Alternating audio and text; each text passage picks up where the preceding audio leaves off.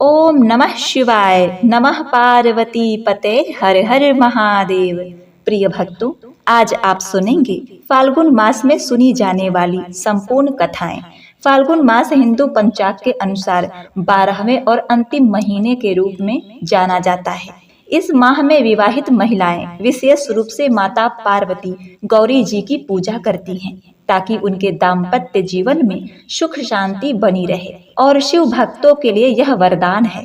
भक्तजन इस महीने में ध्यान, जप और साधना करके आत्मिक शांति और आध्यात्मिक उन्नति प्राप्त करते हैं। यह महीना मन की प्रसन्नता और शरीर की ऊर्जा को बढ़ाने वाला होता है, इसीलिए इसे आनंद का मास भी कहा जाता है।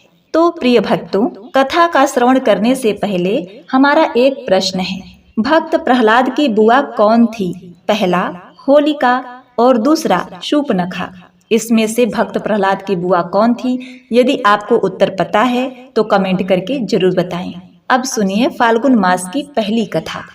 केरल प्रदेश में सुधार्मिक नाम के राजा थे, जो अपने प्रजा का पालन पुत्र के तरह करते थे। भगवान के कृपा से उनके घर में एक सुंदर बालक ने जन्म लिया, जिसका नाम उन्होंने चंद्रहास रखा। वह बालक चंद्रहास जन्म लेते ही श्री कृष्ण नाम का उच्चारण करने लगे। चंद्रहास जी के जन्म की खुशी में राज्य में आनंद उत्सव मनाए जाने लगा। इधर शत्रु पक्ष के राजाओं ने मिलकर निश्चय किया कि यह आक्रमण करने के लिए यही सही अवसर है। सुधार्मिक जी पुत्र के जन्म के आनंद में मग्न थे। शत्रु पक्ष के राजाओं ने उन पर आक्रमण करके राज्य को घेर लिया। सुधार्मिक जी की सेना ने उन्हें रोकने का प्रयास किया, पर वे असफल रहे। राजा सुधार्मिक जी और उनके बहुत से सैनिक मारे गए। उसके बाद राजमहल को शत्रुओं द्वारा घेर लिया गया, ताकि कोई भी बच के जा न सके। चंद्रहास की माता राजमाता ने दाई को चंद्रहास जी की जान बचाने को कहा। दाई ने विचार किया कि अगर वह उन्हें राजकुमार की तरह ले जाती है तो उसे मार दिया जाएगा। दाई ने झाड़ू पोछा लगाने वाली सेविका का रूप लिया और कुछ दोने पत्तलों के नीचे चंद्रहास जी को छुपाकर बाहर निकल गई। सैनिकों ने ऊपर से देखा तो वह बोली कि यह राजघराने के कुछ जूठे पत्तल आदि हैं। तो सैनिकों ने उन्हें जाने दिया, जो चंद्रहास जी को लेकर भाग गई और कुंतलपुर पहुंची। उन्होंने वहां के मंत्री धृष्टबुद्धि से प्रार्थना की कि मैं सेवा कला में बड़ी ही प्रवीण हूँ और कृपा करके मुझे कुछ समय के लिए महल सेवा में रख लिया जाए। उस दाई ने चंद्रहास जी को अपना पुत्र बताया। अब उस दाई की परीक्षा ली गई। राजघराने की सेविका होने के कारण वो परम प्रवीण थी। उन्हें सेवा में रख लिया गया। उन्होंने अपना असली परिचय किसी को नहीं बताया। जब चंद्रहास जी 3 वर्ष के हुए तब दाई माँ की मृत्यु हो गई। अब उसकी देख रेख करने वाला कोई न था। चंद्रहास जी के मुख पर हर समय कृष्ण कृष्ण नाम चलता रहता था। अब वह गलियों में भटकने लगे। उनको महल से निकाल दिया गया, क्योंकि दाई माँ की सेवा के कारण ही उन्हें महल में रखा गया था। 3 वर्ष के बालक चंद्रहास जी को गलियों में घूमता देख उन्हें कोई स्नान करा देता, कोई वस्त्र पहना देता, कोई भोजन करा देता। चंद्रहास जी हर समय श्री कृष्ण नाम का जप करते रहते। एक दिन देवर्षि नारद जी ने देखा कि यह बालक श्री कृष्ण बोलता रहता है और इसका हरि के अलावा कोई नहीं है। तब नारद जी ने उन्हें बुलाया और दुलार करते हुए बोले, सुनो, मैं तुम्हें एक अमोघ वस्तु देता हूँ। नारद जी उसके लिए एक छोटी सी शालिग्राम शिला लाए थे। नारद जी बोले, धो के पी लेना और दिखा के खा लेना। इन्हें धोकर जो जल होगा उसे पी लेना और जो कुछ भोजन रहेगा इनके सामने रख कर उसे खा लेना। यही तुम्हारी सेवा पद्धति है। चंद्रहास जी ने सोचा कि शालिग्राम शिला को धोने, स्नान कराने और भोग लगाने के लिए तो कोई पात्र बर्तन चाहिए होगा। तब उन्होंने पान की तरह शालिग्राम जी को अपने मुंह में रख लिया उस छोटे से बालक चंद्रहास ने सोचा कि यहीं धुल गए तो चन्नामृत भी पी लिया जाएगा और कुछ खाएंगे तो अर्पित भी हो जाएगा। नारद जी ने साथ ही उन्हें भगवान के मंत्र का भी उपदेश दिया। इधर मंत्री दृष्ट बुद्धि, जिसने चंद्रहास जी की दाई माँ को आश्रय दिया था, उसके एक पुत्र थे मदन जी, जो बहुत ही भगवत भाव वाले थे। उनकी एक पुत्री थी जिसका नाम विषया था। मदन जी का भक्तों को भोजन खिलाने का स्वभाव था। उन्होंने कई भक्तों और ब्राह्मण जनों को भोजन के लिए बुलाया। तब चंद्रहास जी भी खेलते खेलते वहीं चले गए और वहां प्रसाद खाने लगे। उन बड़े बड़े विद्वानों में एक ज्योतिषाचार्य भी थे। धृष्ट बुद्धि जी ने अपनी पुत्री विषया को सामने ले जाकर उनसे कहा, आप इसका हाथ देखकर बताइए कि इसका वर कैसा होगा, उसका कैसा ऐश्वर्य होगा। ब्राह्मण ने आसपास दृष्टि डाली और चंद्रहास, जो छोटे बालक थे, उनकी ओर इशारा करके बोले, वो है इसका वर। दृष्ट बुद्धि ने कहा, आपने शायद सही रेखा नहीं देखी, ये तो दासी का लड़का है, ये हमारी पुत्री का वर कैसे बनेगा। ब्राह्मण बोले, मैंने तो सही सही ही भाग्य देखा है, और दक्षिणा लेकर चले गए। दृष्ट बुद्धि ने विचार किया कि ये दरिद्र लड़का मेरी पुत्री का वर नहीं बनना चाहिए। मैं इतने बड़े राज्य का मंत्री हूँ और मेरी पुत्री का ऐसे दुर्भाग्य नहीं होना चाहिए। उन्होंने निश्चय किया कि इसे आज ही मरवा डालते हैं। उन्होंने तुरंत जल्लादों को बुलाया और कहा, इस बालक को ले जाओ और जंगल में इसे मार के इसका कोई अंग मुझे काट के दिखाओ। चंद्रहास, जो छोटे बालक थे, इतने सुंदर, सुशील और प्यारे लगते थे कि कोई भी उनको मारने के लिए तैयार न होता। इसीलिए उसने शर्त रखी कि इसका कोई अंग काट कर मुझे प्रमाण में दिखाया जाए। जल्लादों ने चंद्रहास जी का हाथ पकड़ा और उनका स्पर्श करते ही उनको ऐसा दुलार करने लगे जैसे माँ को अपने बच्चों से दुलार होता है। वो आपस में कहने लगे, भाई, इतना समय बीत गया लोगों को मारते हुए, कभी कोई पुण्य का काम नहीं किया।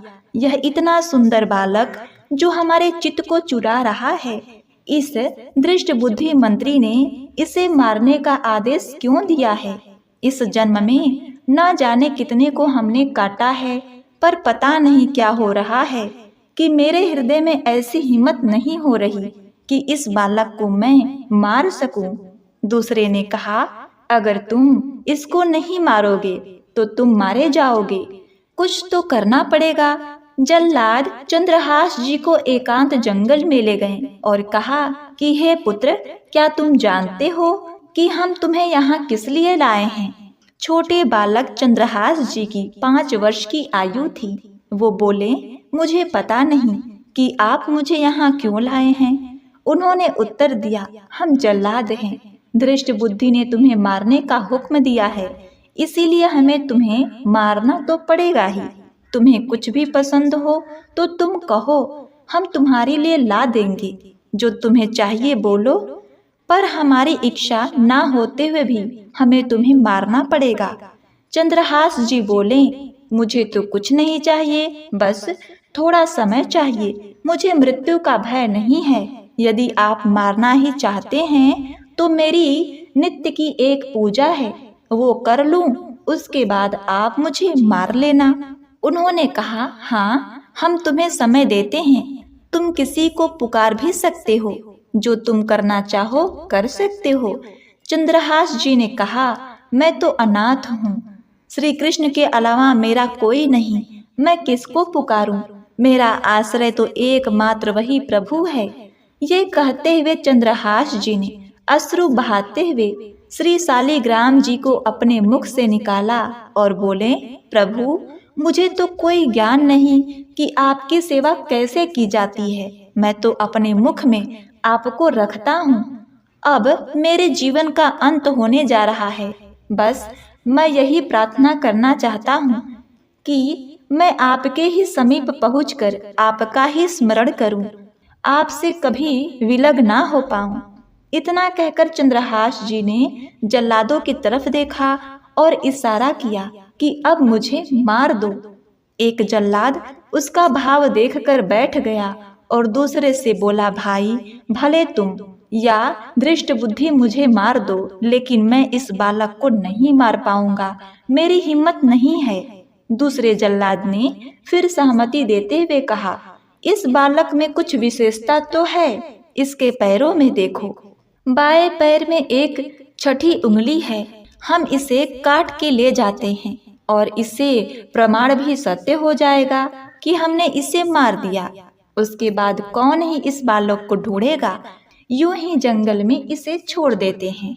जल्लादों ने ऐसा ही किया और जाकर दृष्ट बुद्धि को छठी उंगली दिखा दी और कहा कि बालक का वध करके आए हैं। अब इधर जंगल में चंद्रहास जी की जो अंगुली काटी गई थी उससे रक्त प्रवाह हो रहा था। हरे कृष्ण हरे जगन्नाथ हरे वासुदेव हे जनार्दन, ऐसे नाम उच्चारण करते हुए चंद्रहास जी मूर्छित होने लगे। मृग, शावक, सब पंक्षी आदि ने आकर चंद्रहास जी को घेर लिया। वो बीच में श्री कृष्ण गोविंद दामोदर माधव ऐसे उच्चारण करते रहे। कुंतलपुर के ही अधीन एक चंदनपुर नाम की राजनगरी थी। वहां के राजा को पुत्र प्राप्त नहीं हो रहा था। चंदनपुर के राजा कुंतलपुर को कर दिया करते थे। वह कर देने कुंतलपुर जा रहे थे। उन्होंने जब जंगल में बहुत से मृग और पक्षियों को एक जगह को घेरे हुए देखा तो वे रुक गए। उन्होंने जाकर देखा तो एक दिव्य तेजोमय बालक मूर्छित अवस्था में पड़ा था और उसकी उंगली से रक्त प्रवाह हो रहा था। उन्होंने चंद्रहास जी को गोद में उठाया और आनंदित हो गए कि मेरा दान पुण्य सफल हो गया, जो मुझे ऐसा सुंदर बालक मिला। राजा बालक चंद्रहास जी को लेकर घर आए और हृदय में भगवान का बार बार कृपा प्रसाद मानते रहे कि भगवान ने मुझे पुत्र दिया। उन्होंने चंद्रहास जी से जब पूछा कि तुम्हारे माता पिता कौन हैं, तो चंद्रहास जी ने उत्तर दिया कि श्री कृष्ण, इसके अलावा मेरा कोई नहीं। राजा समझ गए कि भगवान ने ही कृपा करके मुझे ऐसा महाभागवत पुत्र दिया है। राजा ने बड़ा उत्सव मनाया। राज सिंहासन का अग्रिम उत्तराधिकारी युवराज पद चंद्रहास जी को दे दिया गया। पूरे राज्य में आनंद की वर्षा होने लगी। राजा ने विचार किया कि ऐसा प्रतापी भक्त हमारे यहाँ आया है तो अब हमें किसी को कर देने की जरूरत नहीं है। लगातार 3 बार जब कर नहीं पहुँचा तो सम्राट ने मंत्री को इस समस्या को सुलझाने का आदेश दिया। मंत्री चंदनपुर राज्य में पहुंच गया। वहां चंद्रहास जी का ऐसा प्रभाव था कि सब कृष्ण भजन करते और आनंद में मग्न रहते। दृष्ट बुद्धि ने उन्हें पहचाना और सोचा कि यह तो वही बालक है, और विचार किया कि ये तो बहुत ही अनिष्ट हो गया। हमने तो इसे मारना निश्चित किया था और जल्लादों ने इसको छोड़ दिया और अब तो ये राजा का राजकुमार बन गया है। उन्होंने राजा से कहा, पहली बात, इस बालक को युवराज पद पर बिठाने से पहले तुम्हें सम्राट को सूचना देनी चाहिए। दूसरी बात, अभी तक तुमने कर नहीं दिया है। सम्राट चाहें तो एक क्षण में तुम्हारे राज्य को नष्ट कर दिया जाएगा। चंदनपुर के राजा ने हाथ जोड़कर कहा, महाराज, अब आप ही हमारी रक्षा करें। मंत्री के मन में था कि किसी भी तरह चंद्रहास जी को मरवाना पड़ेगा, क्योंकि ब्राह्मण ने बताया था कि वे ही उसकी पुत्री के वर होंगे। मंत्री ने कहा, यदि आप चंद्रहास जी को सम्राट के पास भेज देते हैं तो वो निश्चित ही प्रसन्न हो जाएंगे और आपके इस अपराध को क्षमा कर देंगे। राजा ने यह बात स्वीकार कर ली। मंत्री दृष्ट बुद्धि ने एक चिट्ठी लिखी और चंद्रहास जी को देते हुए कहा, इसे खोल के मत पढ़ना। वहां पहुंचते ही यह चिट्ठी मेरे पुत्र मदन को देना। वो सम्राट से मिलेंगे, माफी मांगने आदि सब में तुम्हारी सहायता कर देगा। यह चिट्ठी तुम रास्ते में खोलकर मत देखना। चंद्रहास जी ने पत्र को अपनी पगड़ी में बांध लिया और कुंतलपुर के लिए चल पड़े। तब उनका किशोरावस्था में प्रवेश हो चुका था। कुंतलपुर के बाहर ही एक बागीचा था। चंद्रहास जी ने अपना घोड़ा वृक्ष पे बांध दिया और भागवत स्मरण करते हुए वहीं लेट गए। थोड़ी देर में उन्हें नींद आ गई। कुछ समय पश्चात दृष्ट बुद्धि की वही पुत्री, जिसका ज्योतिषाचार्य के अनुसार चंद्रहास से विवाह होना था, अपनी सहेलियों के साथ वहां आई। घोड़ा बधा देखकर उसे ज्ञात हुआ कि कोई यात्री भूल से राजवाटिका में आ गया है। उसकी नजर सो रहे चंद्रहास जी पर पड़ी। देखते ही पूर्व विधान के अनुसार उसका चित्त लुट गया और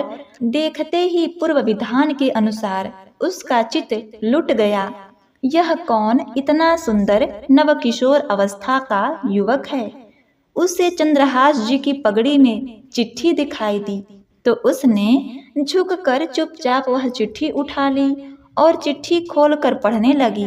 उसमें संस्कृत में मंत्री के पुत्र मदन के लिए संदेश लिखा था कि हे मदन, उचित अनुचित का विचार छोड़कर आते ही इस युवक को विष प्रदान कर दो, यह मेरा प्रिय कार्य होगा। मंत्री की पुत्री को बड़ा दुख हुआ कि पहली ही दृष्टि में इसे सोता हुआ देखकर मेरे प्राण समर्पित हो गए, लेकिन पिताजी तो इस सुंदर नवकिशोर को विष देने की बात लिख रहे हैं। उन्होंने काजल लिया और विष को विषया कर दिया। अब उस पत्र का अर्थ बदल गया कि हे मदन, उचित अनुचित का विचार छोड़कर आते ही इसे विषया प्रदान कर दो, यह मेरा प्रिय कार्य होगा। उसने पत्र वहीं उसकी पगड़ी में वापस रख दिया और अपने घर जाकर उसकी प्रतीक्षा करने लगी। चंद्रहास जी उठे और मंत्री के घर पहुंचकर मदन से मिले। मदन को जब पता लगा कि चंदनपुर से पिताजी ने इसको पत्र भेजा है और ये वहां के राजकुमार हैं, तो चंद्रहास जी को हृदय से लगा लिया। चंद्रहास जी ने कहा, आपके पिता ने यह पत्र दिया है। मदन ने पत्र पढ़ा, अभी ही इस युवक को विषया प्रदान कर दो। तुरंत बिना विचार किए मदन ने पंडित बुलाकर विषया और चंद्रहास दोनों का विवाह कर दिया।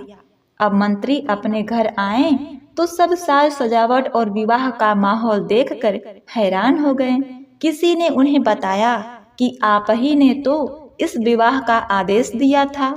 मदन के पास चिट्ठी रखी है। मंत्री अपने घर गए और मदन से कहने लगे, तुम्हारी बुद्धि मारी गई है क्या? हमने पत्र में विवाह करने का कहाँ लिखा था? मदन ने कहा, पिताश्री, आपकी आज्ञा का उल्लंघन नहीं हुआ है। आपने मेरा नाम लिखकर मुझे बिना विचार किए इस युवक को विषया देने के लिए कहा था। इसमें मेरी कोई त्रुटि नहीं। मंत्री ने जब चंद्रहास जी को दूल्हे के रूप में देखा तो क्रोध में भर गया।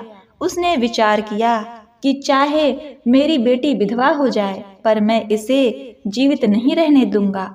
वह चंद्रहास जी के नजदीक गया और उन्हें कहा, बहुत कृपा हुई कि आप हमारे दामाद बने। हमारे यहाँ की एक रीति है कि हमारे नगर के बाहर जो देवी का मंदिर है, उसमें लड़की का वर अकेले पूजा करने जाता है। आपको हमारी कुल की रीति का निर्वाह करना होगा। चंद्रहास जी मान गए और पूजन की थाल तैयार करने लगे। दूसरी ओर मंत्री ने कई बलवान सैनिक को भेजा और आदेश दिया कि देवी पूजन के लिए जो आ रहा है तत्काल उसे काट देना। किसी भी तरह वह बचना नहीं चाहिए, अन्यथा तुम सब मारे जाओगे। सब राज सैनिक आदेश पाकर पहले ही वहां पहुंच गए। उसी समय वहां के चक्रवर्ती सम्राट कुछ बड़े बड़े विद्वानों और ऋषियों से बात कर रहे थे। ऋषियों ने कहा, महाराज, अब आपका राज सिंहासन पर बैठना राज्य के लिए मंगलमय नहीं होगा। आपका समय बदल रहा है। इस समय यदि चंद्रहास जी को सम्राट पद पर बैठा दिया जाए तो आगे अकाल नहीं पड़ेगा और प्रजा का मंगल होगा। यह मुहूर्त आज के राज सिंहासन से हटने का है। सम्राट ने कहा, प्रजा और देश का मंगल हो, इसलिए मैं बिल्कुल इसका पालन करूंगा। मदन वही बैठे हुए थे। सब ने कहा, तुरंत जाओ और तुम्हारे बहनोई चंद्रहास जी को बुलाकर लाओ। मदन तुरंत निकले तो सैनिकों ने उन्हें बताया कि चंद्रहास जी तो देवी पूजन के लिए नगर के बाहर जा रहे हैं। मदन उसी दिशा में गए और चंद्रहास जी को मिलते ही उन्होंने कहा, सुनो, देवी की पूजा मैं कर लूंगा, इसी समय मुहूर्त है, जाओ, सम्राट पद का अभिषेक कराने के लिए आपको बुलाया गया है। इतना कहकर मदन जी देवी पूजा के लिए और चंद्रहास जी सम्राट पद के लिए अलग अलग दिशा में चले गए। इधर चंद्रहास जी का राजाभिषेक होने लगा। वहां देवी मंदिर में दृष्ट बुद्धि के पुत्र मदन पूजा करने के लिए पहुंची तो पहले से तैयार सैनिकों ने उन्हें काटकर फेंक दिया। मंत्री का सारा खेल उल्टा हो गया। पुत्र की हत्या हो गई और चंद्रहास जी का सम्राट पद पर अभिषेक हो गया। सैनिकों ने आकर मंत्री को सूचना दी कि देवी मंदिर में आपके आदेशानुसार जो मारा गया वो आपका पुत्र मदन था। दृष्ट बुद्धि ने कहा, यह कैसे संभव हो सकता है? वो तो चंद्रहास था। सैनिक बोले, उसका तो सम्राट पद पर अभिषेक हो गया। अब दृष्ट बुद्धि छाती पीट पीट कर खूब रोने लगा, बार बार चिल्लाने लगा, हाय, मैं कितना अभागी हूँ जो मैंने अपने पुत्र को ही मरवा दिया। चंद्रहास जी ने जब इसके बारे में सुना तो सोचा कि मृत्यु तो मेरी निश्चित थी, फिर भी मदन को मेरी मृत्यु कैसे प्राप्त हुई। वो तुरंत गए और मदन के शव को सामने रख उन्होंने भगवान का ध्यान स्मरण करते हुए मदन के शव पर हाथ फेरा तो वह जीवित हो गए। यह घटना दृष्ट बुद्धि को पता नहीं थी। तब तक उन्होंने अपनी खोपड़ी फोड़ फोड़ कर अपनी हत्या कर ली। चंद्रहास जी ने उन्हें भी उनका जीवन वापस दिलाया और कहा, पिताजी, अब तो कृष्ण कृष्ण जपो। अब उनकी बुद्धि शुद्ध हुई और भगवान का आश्रय लेकर उन्होंने भी अपने जीवन को भागवत भक्ति में लगाया। तो प्रेम से बोलिए, ओम नमो भगवते वासुदेवाय नमः। एक गांव में भगवान शिव जी के परम भक्त एक ब्राह्मण महाराज रहा करते थे। पंडित जी जब तक रोज सुबह ब्रह्म मुहूर्त में उठकर नित्य कर्मों से निवृत्त होने के पश्चात भगवान शिव जी का पूजन नहीं कर लेते, तब तक उन्हें चैन नहीं पड़ता था। जो कुछ भी दान दक्षिणा में मिल जाता, इसी से पंडित जी अपना गुजारा करते थे और दयालु इतने थे कि जब भी कोई जरूरतमंद मिल जाता, अपनी क्षमता के अनुसार उसकी सेवा जरूर करते थे। इस कारण शिव जी के परम भक्त ब्राह्मण देवता गरीबी का जीवन व्यतीत कर रहे थे। पंडित जी के इस दानी प्रवृत्ति से उनकी पत्नी उनसे नाराज थी, किंतु उनकी भक्ति प्रार्थना को देखकर उनसे अत्यधिक प्रेम भी करती थी। इसीलिए वह कभी भी उनका अपमान नहीं करती थी। साथ ही अपनी जरूरत का धन आस पड़ोस और मजदूरी करके जुटा लेती थी। एक समय ऐसा आया जब मंदिर में दान दक्षिणा आना कम हो गया, जिससे पंडित जी को आर्थिक तंगी का सामना करना पड़ा। घर की मूल आवश्यकताओं की पूर्ति नहीं होने के कारण वे दुखी रहने लगे। इसी तरह दिन बीतने लगे। एक दिन महाशिवरात्रि का दिन आया।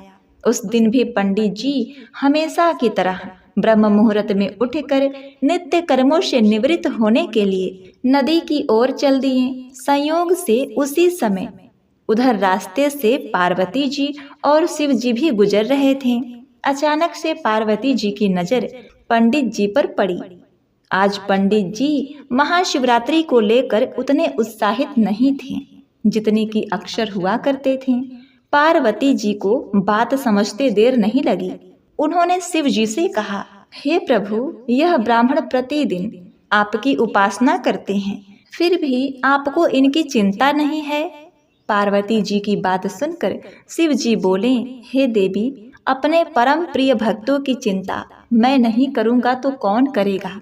पार्वती जी कहती हैं, तो हे प्रभु, इस ब्राह्मण देव की आपने अभी तक सहायता क्यों नहीं की। तब शिव जी कहते हैं, हे देवी, आप निश्चिंत रहिए। अब तक जितने भी बिल्व पत्र इसने शिवलिंग पर चढ़ाए हैं, वही आज रात्रि में वही बिल्व पत्र उसे धनपति बना देंगे। यह बातचीत करके पार्वती जी और शिव जी वहां से चल दिए। किंतु संयोग तो देखिए, इस समय उधर से एक व्यापारी गुजर रहा था। उसने छुपकर शिव पार्वती जी की यह वार्तालाप सुन लिया। व्यापारी ने अपना दिमाग चलाया कि अगर बेलपत्र से ब्राह्मण धनपति हो सकता है तो फिर मैं क्यों नहीं हो सकता। यही सोचकर वह ब्राह्मण के घर पहुंच गया और ब्राह्मण से बोला, पंडित जी, आपने अब तक जितनी भी बेलपत्र से पूजन किया है, शिवलिंग पर चढ़ाया है, वह सब मुझे दे दीजिए। बदले में मैं आपको 100 स्वर्ण मुद्राएं दूंगा।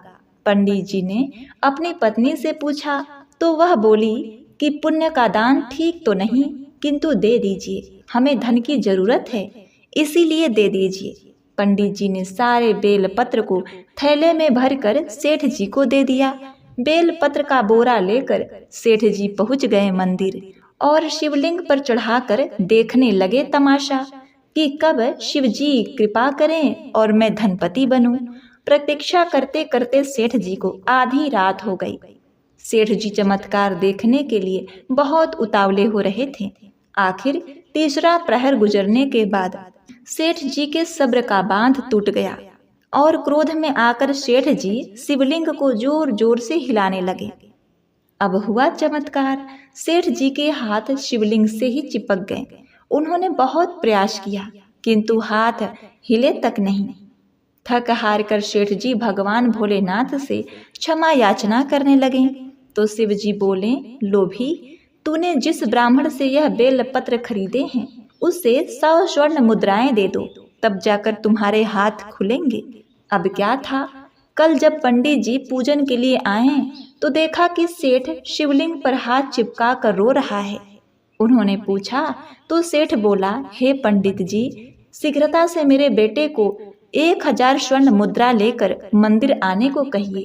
पंडित जी ने सेठ जी के बेटों को बुलाया। तब सेठ जी ने वह मुद्राएं ब्राह्मण को दिला दी और इधर पार्वती जी शिव जी से पूछती हैं, हे स्वामी, आप अपने भक्त को धनवान कब बनाएंगे।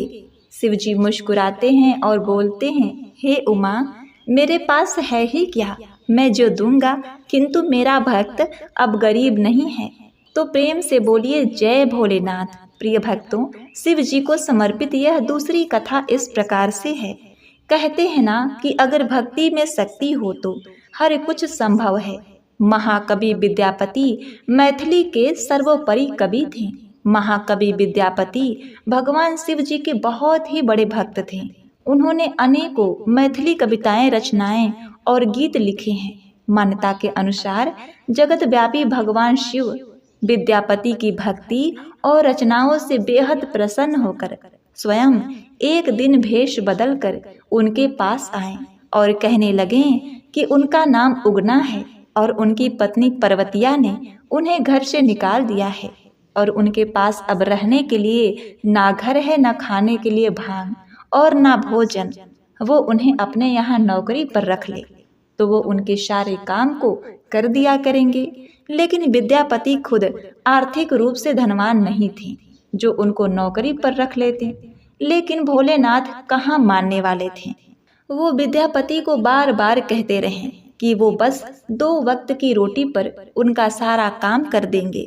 विद्यापति उनके बार बार कहने को टाल नहीं सके और उन्होंने उन्हें नौकरी पर रख लिया।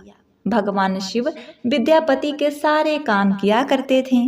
उनकी भैंस गाय को चराना, उन सभी जानवरों को नहलाना, खेत खलिहान साफ करना, विद्यापति को खेती में हाथ बटाना और सब चीजों के समापन के बाद भांग पीकर विद्यापति के साथ बैठकर उनके लिखे रचनाएं और गीतों को सुनते थे। एक दिन विद्यापति उगना के साथ राज दरबार में जा रहे थे। जेठ का महीना था और पूरी भूमि जैसे तवे की तरह तप रही थी। जंगल से गुजरते हुए भीषण गर्मी के कारण विद्यापति अचेत होकर गिर पड़े। उन्होंने उगना से कहा कि प्यास के कारण उनकी मृत्यु हो जाएगी, इसलिए कैसे भी हो उनके पीने के लिए पानी ले आए।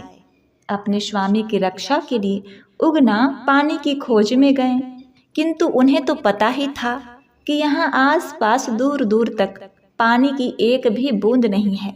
तो अपने भक्त की रक्षा के लिए उगना रूपी भगवान शंकर ने थोड़ी दूर जाकर उन्होंने अपनी जटा खोली, एक लोटा गंगा जल लेकर विद्यापति के पास पहुँचे। जल पीते ही विद्यापति को गंगा जल का स्वाद आया। उन्होंने सोचा कि इस वन के बीच यह जल कहाँ से आया। उन्होंने उगना अर्थात शिव जी से पूछा, रे उगना, यह जल तूने कहाँ से लाया? शिव जी को उनके द्वारा की हुई चतुराई पकड़े जाने की आशंका हुई। उन्होंने कहा कि पास के ही एक नदी से। विद्यापति कहाँ मानने वाले थे कि ये जल किसी नदी का है। उन्हें तो पूरा विश्वास था कि ये तो गंगा जल है। उन्होंने उगना से कहा कि वो उनको वो नदी दिखाए। उगना विद्यापति को लेकर उस दिशा की ओर बढ़े। फिर दूसरी दिशा की तरफ बहुत ढूंढने के बाद भी कहीं कोई नदी नहीं मिला।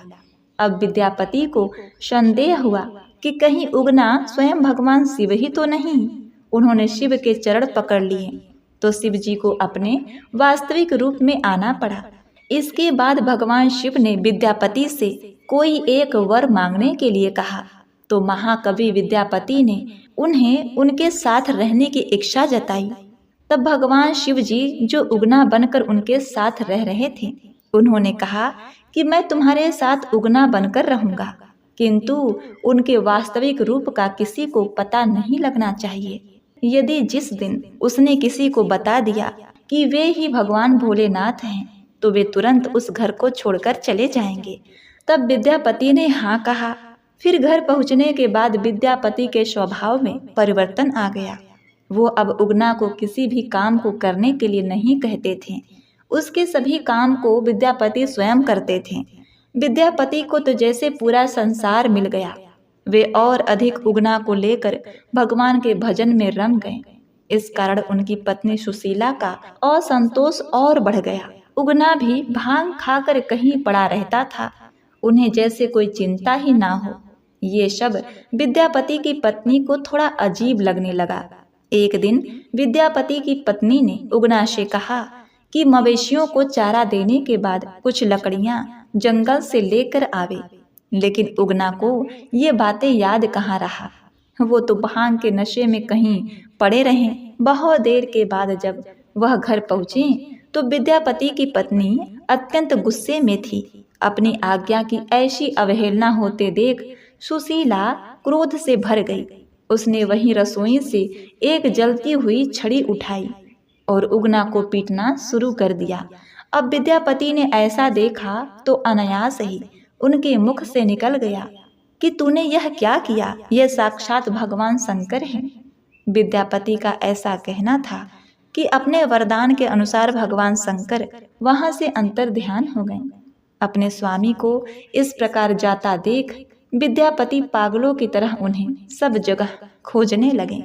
अपने भक्त की ऐसी हालत देखकर एक बार फिर भगवान शंकर ने उन्हें दर्शन दिए और कहा, अब मैं तुम्हारे साथ नहीं रह सकता, किंतु तुम्हारे लिए मैं सदा इस स्थान पर शिवलिंग के रूप में रहूंगा। उनके जाते ही वहां एक शिवलिंग प्रकट हुआ, जिसे विद्यापति ने उगना महादेव की संज्ञा दी। आज भी बिहार के मधुबनी में देश भर से लोग इस धार्मिक स्थल के दर्शनों को आते हैं। उगना महादेव को ही उग्रनाथ महादेव के नाम से जाना जाता है। तो प्रेम से बोलिए नमः पार्वती पते हर हर महादेव। जो भगवान श्री कृष्ण जी को पाने के लिए 3 दिन तक मरे हुए ऊंट के अंदर छिपी रही। अतः आप सभी से अनुरोध है कि कथा को पूरा अवश्य सुने। यह कथा है श्री कृष्ण भक्त करमैती बाई जी की। करमैती बाई जी शेखावत राजा के पुरोहित श्री परशुराम जी की पुत्री थी। उनका निवास स्थान खंडेला राजस्थान था। परशुराम जी अधिकतर भागवत चर्चा और नाम कीर्तन में लीन रहते थे। भागवत चर्चा और नाम कीर्तन का प्रभाव अत्यंत गहरा होता है। करमैती बाई बचपन से ही भागवत चर्चा सुनती रही। महाभक्त के घर में जन्म लेने और नियमित भागवत चर्चा सुनने से उनके हृदय में प्रभु श्याम सुंदर के प्रति गहन अनुराग उत्पन्न हुआ। बाल्यावस्था में ही उनके मन में यह बात बैठ गई कि श्याम सुंदर ही उनके जीवन साथी हैं और सब कुछ माया मात्र है। पुराने समय में बच्चों की पवित्रता बनाए रखने के लिए यौवन अवस्था आने से पहले ही विवाह कर दिया जाता था और पुत्री यौवन अवस्था आने तक अपने माता पिता के पास ही रहती थी। फिर गौना होने के बाद पति पत्नी एक साथ रहते थे। ऐसा ही करमैती बाई के साथ भी हुआ। उनका विवाह बचपन में ही हो गया था और किशोरावस्था की ओर कदम बढ़ते ही उनका गौना तय हुआ। उनके ससुराल के लोग उत्साह से उन्हें अपने साथ ले जाने के लिए आए। परशुराम जी ने बेटी के गौने के लिए सुंदर वस्त्र आभूषण तैयार करवाए। लेकिन जब करमैती बाई को यह पता चला कि उन्हें ससुराल जाना है तो उनके मन में भारी चिंता उत्पन्न हो गई। उन्होंने सोचा कि ससुराल में भागवत चर्चा और भक्ति नहीं होगी, वहाँ शायद राम कृष्ण हरि का नाम भी नहीं लिया जाता होगा। उनके मन में गहरी पीड़ा थी कि बचपन से लेकर अब तक जो भागवत चर्चा उनकी जीवन रेखा थी वह ससुराल में संभव नहीं होगी। उन्होंने निर्णय लिया कि यदि भक्ति और भजन नहीं हो सकते तो ऐसा जीवन व्यर्थ है। उनके मन में यह विचार गहराई तक समा गया कि संसार का कोई सुख स्थायी नहीं है। पति का रूप, यौवन, धन सभी समय के साथ समाप्त हो जाएंगे। करमैती बाई ने निश्चय किया कि उनका जीवन केवल श्री कृष्ण को समर्पित होगा। उन्होंने यह भी महसूस किया कि जन्म मरण, सुख दुख, संपत्ति विपत्ति सब माया का प्रपंच है। इस सत्य को जानकर उन्होंने मन और बुद्धि को प्रभु में समर्पित कर दिया। करमैती बाई ने निश्चय किया कि यह हड्डी और चमड़े से बना शरीर केवल तब तक सार्थक है जब तक यह प्रभु के चिंतन और सेवा में लगा रहे। बचपन से प्रभु की चर्चा सुनने के कारण उनका जीवन एक उच्च स्थिति में पहुंच चुका था। वे इस निष्कर्ष पर पहुंची कि उनका वास्तविक जीवन श्री कृष्ण और उनकी राजधानी वृंदावन ही है। करमैती जी ने एक रात देखा कि सभी लोग सो गए हैं। उन्होंने आधी रात के समय माता पिता को मन से प्रणाम किया, श्री कृष्ण का स्मरण किया और आंसू बहाते हुए घर से निकल पड़ी। यह है सच्ची बहादुरी। वह संसार के सुखों को छोड़कर निश्चय पूर्वक प्रभु के शरण में चल पड़ी। पति के साथ मिलन का समय था। नवविवाहिता होने के कारण सांसारिक सुखों की भरमार थी, लेकिन उन्होंने दृढ़ निश्चय किया कि अब से प्रभु के सिवा मेरा कोई नहीं। वह प्रभु के स्मरण और प्रेम में डूबकर वृंदावन की ओर चल पड़ी। उन्हें वृंदावन का पता तक नहीं था, फिर भी नंदन के प्रति विश्वास ने उनके कदम आगे बढ़ा दिए।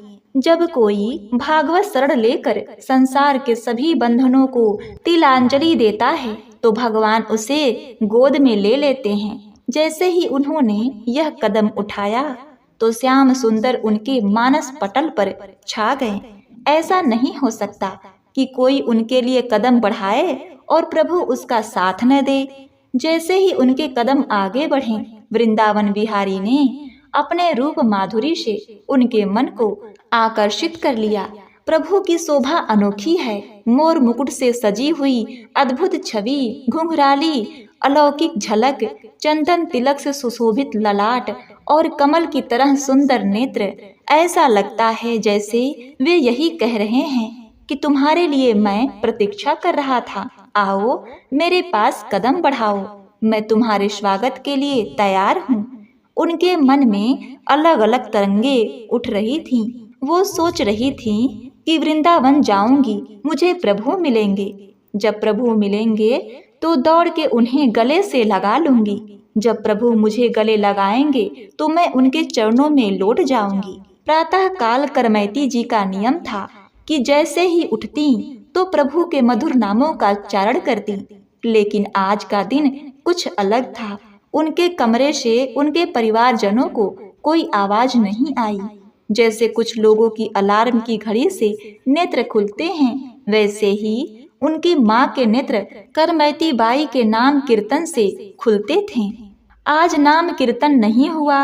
माँ ने सोचा कि रिश्तेदार आए हैं, शायद करमैती जी देर से सोई होंगी। वह कमरे में गई, लेकिन वहाँ करमैती जी नहीं थी। अब तो हलचल मच गई।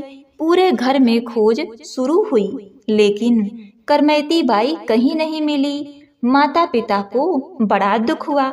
सबसे बड़ा दुख यह था कि ससुराल वालों को क्या जवाब देंगे। लोग कहेंगे कि लड़की भाग गई। यह समाज में सबसे बड़ा अपमान माना जाता है। उन्होंने जहां तहां खोज शुरू की। नगर में दूत दौड़ाए। राज पुरोहित होने के कारण सूचना राजा तक पहुंची। राज सैनिकों को खोज में लगा दिया गया। करमैती बाई ने देखा कि राज सैनिक घोड़ों पर सवार होकर उनकी ओर आ रहे हैं। उन्हें समझ आ गया कि पिताजी ने खोज शुरू कर दी है। अब वह क्या करे? भागने का अवसर नहीं था। तभी उनकी नजर ऊंट के एक कंकाल पर पड़ी। यह कंकाल गिद्धों और सियारों द्वारा खाया हुआ था। पूरी तरह सड़ चुका था और उससे भारी दुर्गंध आ रही थी। करमैती बाई उसी कंकाल के भीतर छुप गईं। उनके मन में केवल एक ही भाव था, श्री कृष्ण मिलन की चाह। वह दुर्गंध भी उन्हें प्रिय लगी, क्योंकि उनके हृदय में केवल प्रभु के चिंतन का भाव था। भक्त के लिए ऐसी स्थिति में भी दुख नहीं होता, उसके लिए नरक भी आनंदमय हो जाता है। राज सैनिक चारों ओर खोज रहे हैं, लेकिन किसी के मन में यह विचार नहीं आया कि वह इस कंकाल में हो सकती हैं। 3 दिन और 3 रात तक वह उसी दुर्गंध भरे कंकाल में छुपी रही। न कोई दुख, न कोई तृणा, न कोई शंका और न ही प्रभु से कोई शिकायत। यह प्रेम का नियम है कि प्रेमी कभी अपने प्रियतम पर उंगली नहीं उठाता। वह सोचता है कि हम तो आपके नाम पर निकले हैं, मुझे यहाँ रुकना पड़ा, इसमें भी आपकी लीला है। चौथे दिन वे ऊंट के कंकाल से निकली। उसी समय वहां से तीर्थयात्रियों का एक दल निकला, जो नाम कीर्तन कर रहा था। वह उनके पीछे पीछे चल पड़ी। वे सब गंगा स्नान के लिए जा रहे थे। गंगा जी की शोभा देखकर करमैती बाई जी भी उनके साथ स्नान करने गईं। स्नान के बाद उन्होंने विचार किया कि सोने का हार, अंगूठी, कंगन, यह सब भागवत मार्ग के पथिक को शोभा नहीं देते। उन्होंने अपने कीमती आभूषण ब्राह्मणों और पुरोहितों को दान कर दिए। अब वे वृंदावन जाने का विचार करने लगी। गंगा स्नान के बाद वे वृंदावन धाम की यात्रा पर निकल पड़ी। वहां उन्होंने अपने कपड़े भी त्याग दिए। वृंदावन में उन्होंने वट वृक्ष के पत्तों से अपना शरीर ढक लिया और पूरे शरीर पर गीली मिट्टी लेप लिया। यह गजब का वैराग्य था। वे दिन रात भजन में लीन हो गई। उस समय वृंदावन का वास अत्यंत ही कठिन था। जंगलों में सिंह, भेड़िए, चीते, सांप, बिच्छू जैसे जीव घूमते थे। कोई आधुनिक सुविधाएं नहीं थी और केवल सच्चे भागवत प्रेमी ही वृंदावन में रह सकते थे। करमैती बाई के पिता परशुराम जी ने सोचा कि श्री कृष्ण की रूप माधुरी की चर्चा सुनकर शायद करमैती जी का हृदय विकल हो उठा होगा। शायद वो वृंदावन चली गई हो। उन्होंने तय किया कि वे उन्हें ढूंढने वृंदावन जाएंगे। वृंदावन पहुंचकर उन्हें पता चला कि एक नव युवती जो अत्यंत ही वैराग्यपूर्ण जीवन जी रही थी, वहां तपस्या में लीन थी। उन्हें लगा कि वह उनकी बेटी ही हो सकती है। वे एक वट वृक्ष पर चढ़ गए। उन्होंने वहां से देखा कि ब्रह्म कुंड पर कोई गहन ध्यान में बैठा है। उनकी आंखें बंद थी और उनसे अश्रुधारा प्रवाहित हो रही थी। भूमि भी उन आंसुओं से गीली हो चुकी थी। यह देख परशुराम जी का हृदय भर आया। उनसे रहा नहीं गया और वे चिल्लाकर रो पड़े। वे वृक्ष के नीचे उतर कर आए और थोड़ी देर बैठे रहे, यह सोचकर कि शायद उनकी आंखें खुल जाए। उन्होंने जब देखा कि करमैती बाई की आंखें नहीं खुल रही तो वे उनके चरणों में लिपट गए। करमैती बाई के पिता न केवल बड़े विद्वान थे बल्कि भक्त भी थे। इतने बड़े विद्वान होने के बावजूद पिता के मन में लोक लाज का इतना प्रभाव था कि उन्होंने करमैती जी के चरणों में गिरकर कहा, तुमने हमारी नाक कटवा दी।